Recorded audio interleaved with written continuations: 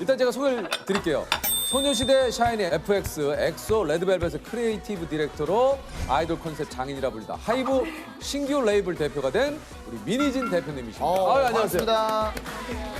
네, 저희가 얘기 들어보니까 1년 전부터 좀 섭외를 꾸준히 대표님께 유퀴즈에서 좀 드렸다고 그래요, 그죠? 네. 근데 이렇게 오래 걸린 이유가 있을까요? 뭐 너무 영광이고 감사한데 네. 이제 저는 제작자다 보니까 제작자가 너무 나서면 주인공이 되는 친구들이 이제 약간 가려질 수도 있고 하니까 사실 의도적으로 좀 안 나온 것도 있고요. 비주얼 앤 아트실의 민희진이라고 합니다. 아니 이게 사실은 원래는 이제 SM에서 16년을 일하다 2019년 하이브로 이직을 해서 그러니까 CBO 브랜드 총괄자가 되신 거죠. 인사드립니다. 그리고 이번에 이제 신규 레이블 대표가 되셨는데 제가 이제 대표님에 대해서 좀 소개를 해드리자면 2002년 SM 엔터테인먼트 공채로 입사를 해서 신입 그래픽 디자이너로 일을 시작했어요. 근데 2007년 소녀시대를 시작으로 샤이니 FX, 엑소, 레드벨벳의 컨셉 기획과 비주얼 디렉팅, 아티스트 브랜딩 전략을 주도하는 크리에이티브 디렉터로 활약을 하셨고요.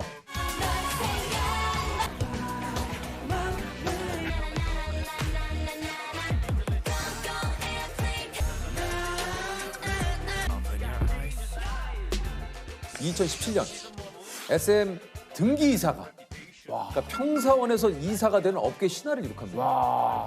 저는 SM에서 이제 크리에이티브 디렉터로 있었다라고 생각하시면 되는데 그냥 제가 했던 직무 자체가 좀 특이했던 것 같기는 해요. 그러니까 왜냐하면 이제 저는 그래픽 디자이너 출신인데 나중에 뮤직비디오까지 이제 총괄을 했고 디자인만 잘해야지가 아니라 이 친구들이 어떤 그룹으로 보여지는 게 이제 장기적으로 봤었을 때 굉장히 좋을까라는 고민을 하기 시작하면 그러면 이제 한 큐에 끝날 수가 없단 말이에요. 그럼 이제 첫 번째 음반은 이런 모습이 됐으면 좋겠고 두 번째 음반은 이랬으면 좋겠고 이제 저 혼자 내러티브를 쭉 만들어 보는 거거든요. 이제 그러면서 이제 최종 골까지의 어떤 이제 제가 그리는 모습을 생각을 하는 거고 그냥 단순히 시각적인 어떤 구현에 머무르지 않고 그러니까 그 음반을 완결성 있게 만드는 작업 그렇게 표현할 수 있을 것 같기는 해요.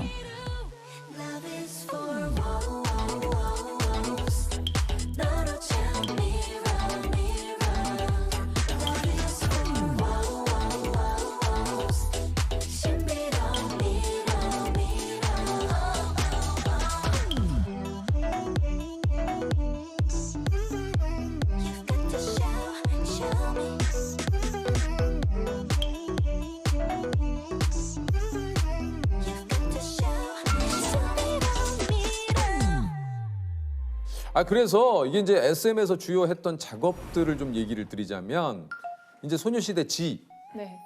요 이제 그 흰 셔츠에 바지 약간 좀 스키니지. 색깔별로 좀 다른 느낌이에요. 네. 네. My first love story.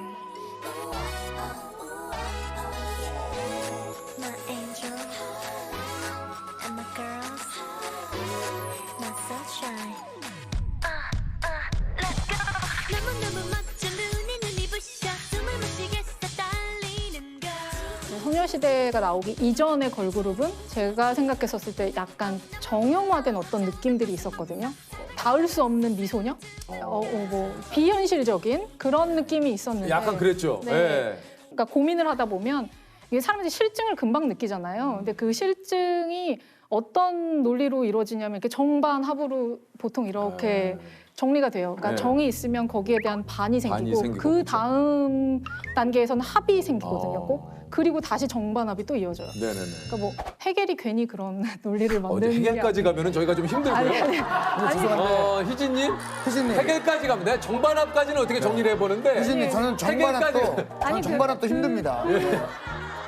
그러니까 그런 심리 과정을 좀 거치는 것 같다. 네, 그래서 예. 이전에 반이 뭘까를 생각했었을 때 굉장히 내가 친근한데 그리고 화장기를 뺀 되게 담백한 왜냐하면 음악 자체가 굉장히 프레시했기 때문에 그렇죠. 음악이 너무 좋았어요. 네, 그런 것들을 좀 극대화하려면 아예 그냥 반대로 그냥 빼자. 그래서 사실 그 디테일에 굉장히 신경을 쓰긴 해요. 예를 들면 흰 티셔츠에 청바지도 어떤 티셔츠에 어떤 핏이냐에 따라서 굉장히 달라지거든요. 그런 맥락을 굉장히 고민을 많이 했었었고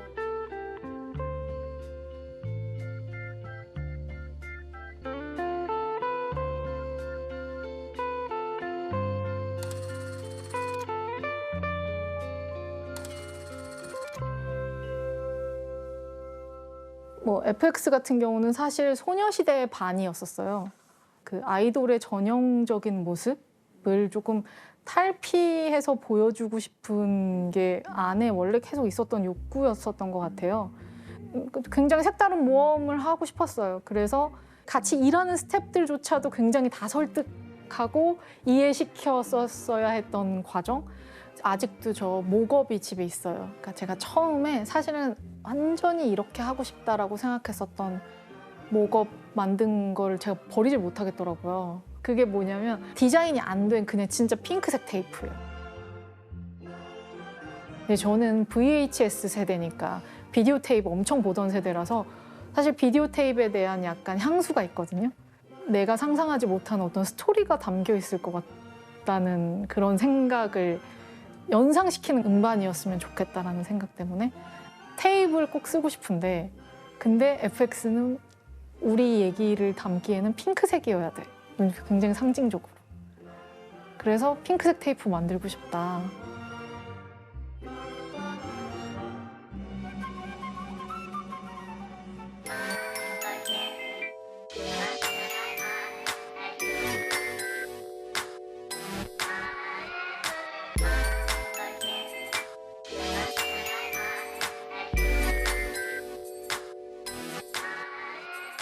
어쨌든 제가 표현하려고 했던 그림 자체가 이 친구들을 잘 모르는 상태에서 하루 만에 딱 붙어가지고 하루 만에 촬영하기가 조금 힘든 내용이라고 생각했거든요.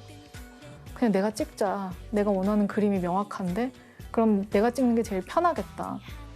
그래서 사실 그 친구들이랑 하루 종일을 왜냐면은 이제 FX 친구들은 또 이견이 별로 없이 합이 잘 맞을 수 있는 친구들이었기 때문에 이해를 굉장히 잘 하고 그리고 그 결과에 대한 어떤 그 소화도 굉장히 잘하는 친구들이었기 때문에 사실 좀 그럴 수 있었던 것 같아요.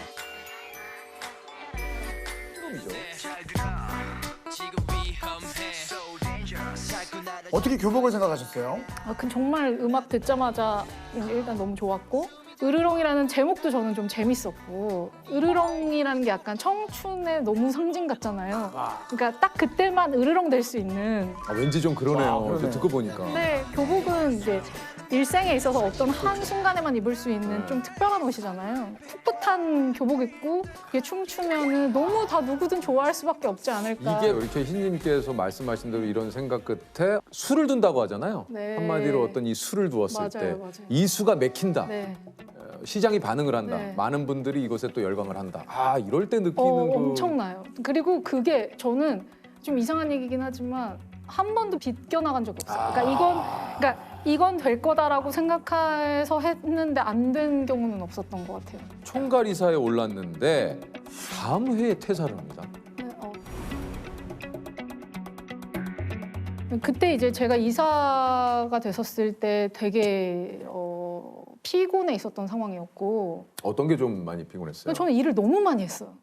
그냥 막 한 달에 많이 찍으면 뮤직비디오를 막 4-5개씩 찍고 앨범이 4-5개씩 나오고 막 이럴 때였으니까 우리 팀원들끼리 그런 얘기도 했었거든요. 우스개로. 와, 서바이벌 게임에 나가면 1등 하겠다, 진짜. 왜냐면 너무 짧은 시간에 계속 이걸 하니까. 네. 저는 사실 20, 30대를 다 일에 바쳤다라고 생각하거든요. 그냥 열심히 하려고 하다 하다 보니 네, 그냥 그렇게 시간이 그렇게 흘렀네요. 사실 휴가를 제대로 가본 적도 별로 없었거든요. 그러니까. 근데 물론 저희 팀원들은 다 휴가 보내주고 했지만 제가 가는 건 못 너무 가요. 어렵더라고요. 저는 번아웃이 너무 심했고 아예 일을 그만둘까도 생각을 했었고. 그만둔다고 했을 때 그냥 순순히 회사에서 놔주지는 않았을 것 같은데요. 네. 그 선생님이랑 처음에 제가 말씀드렸을 때 막 울었어요, 서로. 어느 때는 막 그런 생각했거든요. 왜 이렇게 나는 고통스럽게 살까? 그러니까 이 자학도 심하고 자기 검열이 너무 심하고 물론 되게 기쁘게 사는 어떤 찰나가 있는데 항상 그 찰나마다 그런 생각이 드는 거예요. 이게 행복인가? 이게 행복의 끝인가? 그래서 어쨌든 그거를 이제 피하려고 회사를 그만뒀는데 근데 제 안에 아직 못다한 일이 너무 많고 하고 싶은 게 많고 난 잘할 수 있는데 이게 너무 크니까 이제 새로운 도전을 하게 된 거라서 그러고 근데 너무 며칠 안 돼서 이제 다른 곳들에서 연락이 오는 거예요. 오겠죠. 근데 초반에 연락 주셨던 곳에서? 곳이 네, 이제 하이브군요. 하이브였고 오늘 이렇게 얘기를 해보니까 그동안에 혼자 그래도 이렇게 숨겨왔던 그런 힘듦? 네. 것들이 있었던 것 같아요. 그러니까 막 얘기를 해주시는 게 그냥 누구한테도 이런 얘기를 한 적이 없으시지 않아요? 아니 저희 완전 친한 친구들은 알죠.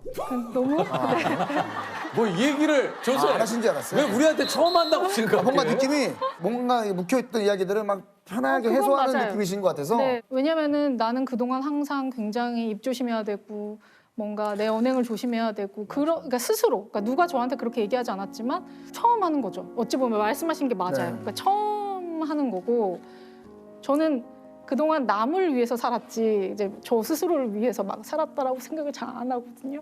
이게 갑자기 슬퍼지. 아니 근데 그러실 수 있어요 진짜. 아, 그러실 수 있어요. 네 진짜로. 네. 진짜. 아, 희진님 그럴 수 있습니다. 근데 뭐 회사가 저한테 이런 걸 강요했던 건 아니고. 아니죠. 네. 그러니까 어느 정도 저희가 뭐 이렇게 희진님하고 잠깐 얘기를 한다고 해서 뭐 희진님에 대해서 다 알 수는 없어요. 그러나 희진님이 왜 지금 갑자기 또 이렇게 울컥하셨는지도 조금 알 것 같은 생각이 듭니다. 제가 그냥 막 원래 고민이 많은 네. 성격이고. 그리고 아니 근데 제가 보기엔 네. 그냥 그만큼 열심히 사셨기 때문에 흘리는 거예요. 그렇죠. 엄청 열심히 살았죠. 당연하죠. 그렇게 열심히 살았기 때문에 오늘 희진님이 계신 거예요. 하이브 이직 이후에 첫 맡으신 일이 새로운 사업 공간 꾸미는 일이라고요? 이제 시영님이 저한테 제안 주셨던 거는 원래 빅히트라는 회사에서 브랜딩을 해주세요였는데 원래는 이제 저한테 사옥 이전까지 얘기해 주셨던 건 아니었는데 이제 저는 제가 생각했었을 때 이 브랜딩이 완성도가 생기려면 이렇게 사옥이라는 어떤 피지컬이 보여야 된다라는 생각이 있었고 그래서 하는 김에 그 이제 사옥까지 같이 하는 게 좋을 것 같아요. 사실 저도 굉장히 그게 부담스러운 일이었는데 시영님도 저한테 그런 얘기를 하셨었어요. 그러니까 희진님 이거 잘하셔도 100% 욕먹는 일이라고. 근데 이제 새로 오셨으니까 저는 희진님 욕 안 먹게 하고 싶다. 그런 되게 좋은 말씀도 주셨는데 하이브 브랜드 개발을 총괄하신 CBO 희진님을 소개해드려야겠네요. 안녕하세요, 희진님. 안녕하세요. CBO 민희진입니다. 저는 사실 이제 완성을 하고 나서 이제 우리 회사 사람들한테 나는 까방권을 얻겠다. 저한테 막 너무 감동받았다는 메일도 굉장히 많이 주셨어요. 진짜 일면식도 없는 구성원분들이 바로 막 피드백 메일도 많이 주셨는데 뭐 또 한편으로는 되게 곡해하고 오해하시는 분들도 있고 그러니까 그 사실 모든 분들을 만족시킬 수 있으면 네. 좋겠지만 그럴 수는 없어요. 이게 진심으로 뭔가를 해도 되게 어렵다. 그리고 이제 저도 또 황당한 사건을 또 경험했었던 게 저희 회사 에어컨 사건이라고 그거 엄청 유명한데 뭐예요? 에어컨 가동이 이제 뭐 잘 안 된다 뭐 이런 네. 문제로 뭔가 이슈가 된 적이 있었는데 사실 이제 저희는 임대 건물이기 때문에 컨펌의 권한도 없었던 일이었고 그래서 아예 제 롤이 아닌 일인데 이제 제가 어쨌든 전체적인 걸 사업을 했다라고 맡았게 하니 당연히 욕을 하실 수도 있죠. 근데 이제 억울했죠. 너무 저는 원래 억울한 걸 되게 못 참는 성격인데 너무 억울해서 이게 잘못 섹션 이제 조닝을 하게 되면 누군가만 향유하는 공간이 될 수 있거든요. 보통은 이게 상석이 되죠. 저는 그러니까 그 직위가 높은 사람한테 좋은 자리를 주고 싶은 마음이 1도 없는 거예요. 왜냐면 저희는 다 똑같이 자율좌석제를 쓰고 있기 때문에 요즘 민희진 님께서 제작진인 그 걸그룹 얘기로 굉장히 좀 뜨거워요. 네. 이 그룹 컨셉 장인으로 이제 불린 분이 이렇게 만든 또 그룹이다 보니까 굉장히 또 좀 많은 분들이 좀 궁금해하세요. 그래서 저는 사실 곡을 2년 전부터 준비를 해놨었고 그래요? 네, 저 입사하면서부터 너무 잘하는 프로듀서와 준비를 해온 게 있어요. 분명히 굉장히 새로운 반향을 불러일으키지 않을까라는 내심의 기대가 있고 그래서 최대한 빨리 내년 중에는 보여드리고 싶다가 있고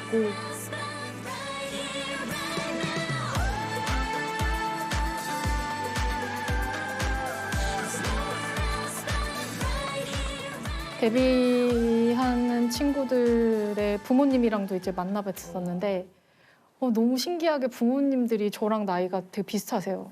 아마 네. 그러실 거예요. 네. 좋은 이모가 되고 싶고 좋은 엄마가 돼주고 싶은 거예요. 믿고 맡겨서 즐거운 시간을 보낼 수 있게. 그래서 우리 친구들한테도 이제 아이돌 산업이라는 게 사실 어린 친구들로 이제 일을 이렇게 만들기 때문에 저는 이게 일하는 과정이 사실 저는 일이 아니라 그 친구들한테는 훈육이라고 생각을 해요. 제작자로서 책임감이 굉장히 남다르다라고 생각도 들고 그런 면에서 이제 이 친구들이랑 저는 좀 친해져야 되겠다라는 생각이 있어서 제가 이제 한 명씩 주말마다 저희 집에 불러가지고 이제 요리도 해주고 같이 산책도 하고 그냥 좀 친해지는 시간을 좀 가져봤거든요. 아 육아가 근데 너무 어렵더라고요.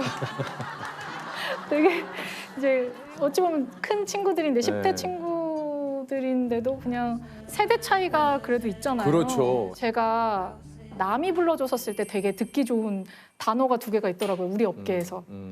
그게 하나는 세계관이고 하나는 아티스트라는 말이었거든요. 자연스럽게 아티스트가 되는 과정을 만들어주고 싶은 거예요. 미숙한데 진짜 노력을 많이 하거든요. 그러니까 저도 제가 몇 개를 잘하면 아 나는 자기 증명이 끝날 줄 알았거든요.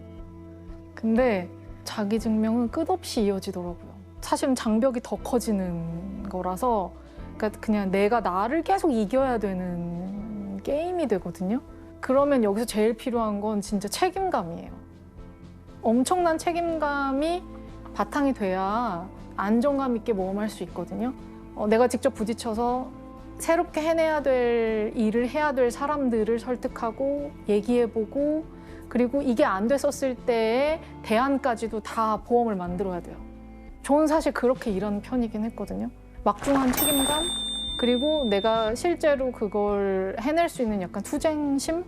투쟁이라고 표현하면 좀 그렇지만 사실 투쟁과 좀 비슷하거든요.